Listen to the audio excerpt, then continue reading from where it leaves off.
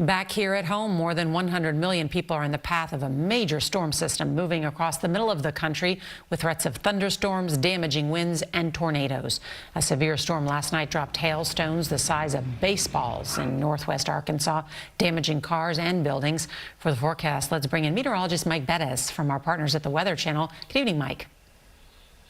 Well, good evening, Nora. Yes, multiple states under the gun for severe weather once again, showing you a virtual view of Little Rock, Arkansas, and what conditions will look like later on this evening with damaging winds, hail, and tornadoes all possible across Arkansas. But that won't be the only state that's threatened. Across the south, all the way through the Midwest, intense storms could race through Iowa and the upper Midwest, producing numerous tornadoes and violent long-track tornadoes. We do it all again tomorrow. Our exclusive Torcon shows numbers as high as a 7. The higher the number, the higher the threat, especially across the south that extends all the way up to the Great Lakes.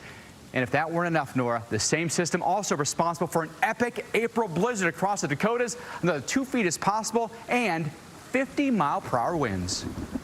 Oh, that's tough. Mike Bettis, thank you.